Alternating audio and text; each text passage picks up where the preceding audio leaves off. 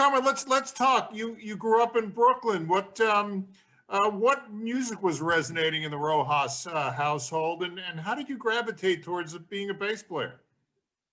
Interesting. I actually started off as a drummer, kind of, rhythm stuff, because where I grew up in Brooklyn, it's all Puerto Ricans. So we had salsa, merengue, and Afro-Cuban where I grew up. So we had on our radio growing up as a kid, it was always Latin or R&B, like Stax and Motown, combination of all that stuff early on, or doo-wop, late 50s, early 60s, before the English invasion. So AM radio in New York, you could hear, Frank Sinatra and Black Sabbath, the same station back then.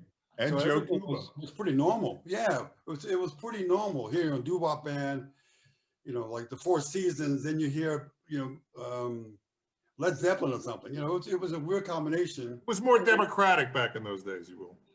Nice word, nice way to say it. Yeah, especially these blessed times.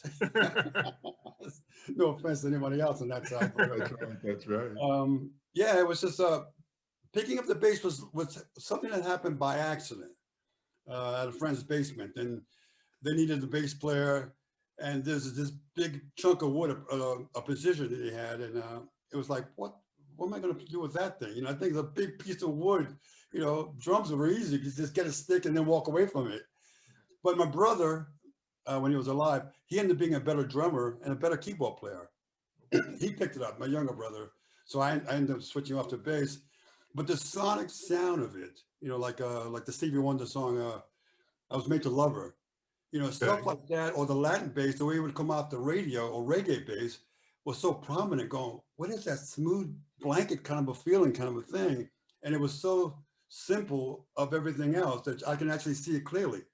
Right. So I never really adapted looking at it that way, but it always affected me, going, oh, what's that? What's that? You hear Chris Squire, what the hell is that?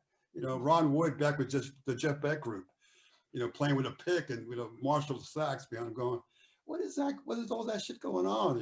It was tempting. So I ended up kind of going towards that and finding, I gave it up 3 times, to be honest. I just couldn't get it because I was trying too hard. When I stopped trying hard, it happened organically. So the stuff I was listening to between, Latin and R&B and the Animals and the, early Beatle invasions before '66, before the hardcore stuff like Hendrix and the Who and all that stuff. And in New York, we used to have the Mary Decay Theater, which had all those bands playing together, and the Fillmore East, the Electric Circus. We had all this around us besides radio. And everyone in Brooklyn, especially Puerto Rican neighborhood, would always play the radio live, have the radios in the window. So the summer, you would hear all kinds of stuff, dancing in the street, literally. It was sonically, it was a happy feeling.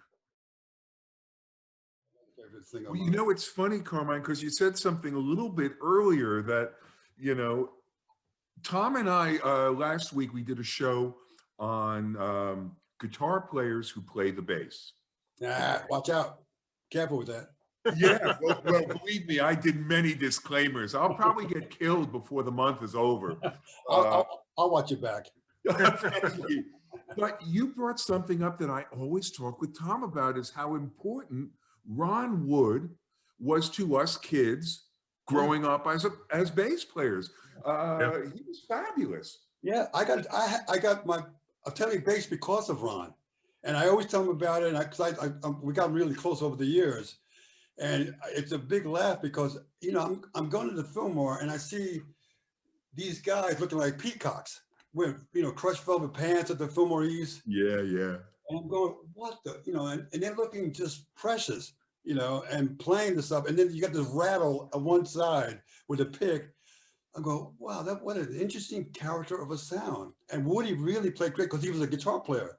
But again, with your conversation, guitar players will switch to bass and make it easier, but they're not playing bass. They're playing guitar parts.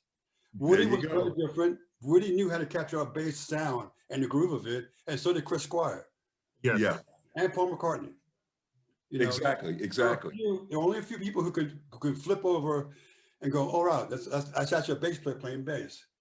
Well, we trashed John Lennon for Helter Skelter, and we certainly gave Keith a bad time for his version of Live With Me versus Phil's on the live yayas.